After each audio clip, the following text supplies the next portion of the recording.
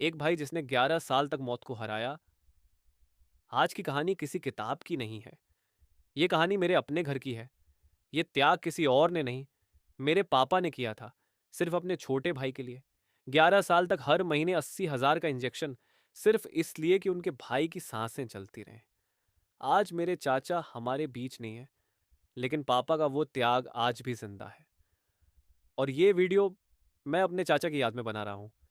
दुनिया चाहे कुछ भी कहे, हमें फर्क नहीं पड़ता, क्योंकि हमने त्याग को अपनी आंखों से देखा है। कभी कभी जिंदगी इंसान को ऐसी परीक्षा में डाल देती है जहां सही और गलत का सवाल नहीं होता, सिर्फ त्याग और जिम्मेदारी का होता है। ये कहानी है दुधिया की। एक साधारण आदमी जिसकी जिंदगी में असाधारण दर्द और उससे भी बड़ी हिम्मत थी।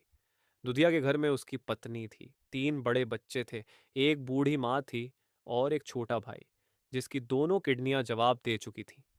डॉक्टर ने साफ शब्दों में कहा था, हर महीने एक इंजेक्शन लगेगा, जिसकी कीमत थी 80,000 रुपए। 80,000, इतनी रकम जो दूधिया जैसे मजदूर के लिए सिर्फ एक संख्या नहीं, बल्कि एक पहाड़ थी। उस दिन दूधिया के सामने दो रास्ते थे। एक रास्ता था अपने बच्चों के भविष्य का, और दूसरा था अपने भाई की सांसों का। उसने फैसला करने में एक पल भी नहीं लगाया। उसने अपने सपनों को पीछे रखा और अपने भाई की जिंदगी को आगे।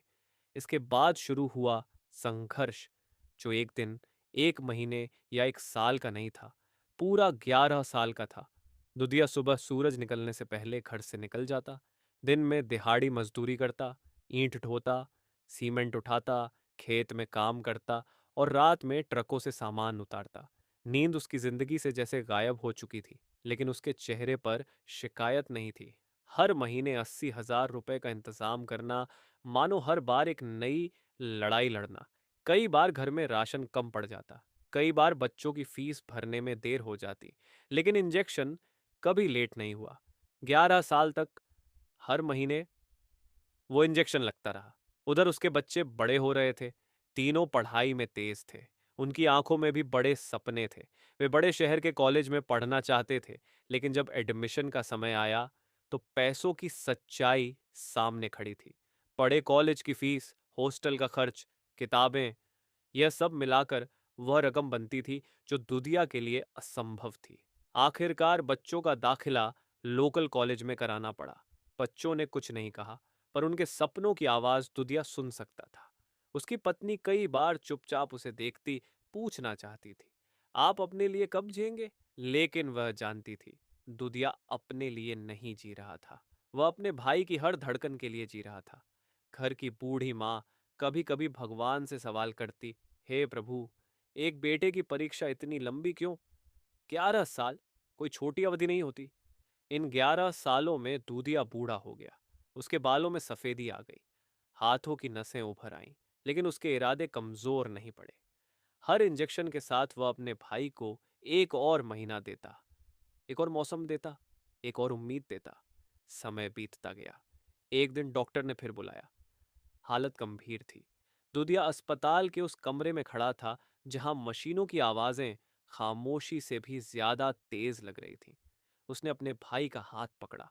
उस हाथ में 11 साल की मेहनत थी, 11 साल की जागी हुई रातें थीं, 11 साल की कमाई थी। उसकी आंखों में आंसू थे, लेकिन दिल में संतोष भी था, क्योंकि उसने अपना फर्ज निभाया था। वह अमीर नहीं बन पाया, उसके बच्चे बड़े कॉलेज में नहीं पढ़ पाए, घर भी छोटा ही रहा, लेकिन उसने दुनिया को एक बात सिखा दी, रिश्ते खून से नहीं, त्याग से बड़े होते हैं। आज जब लोग संपत्ति के लिए भाई से लड़ते हैं, दुधिया ने अपनी पूरी कमाई, अपनी पूरी जवानी, अपने बच्चों के कई सपने, सब कुछ दांव पर लगा दिया, सिर्फ इसलिए कि उसका भाई कुछ साल और जी सके।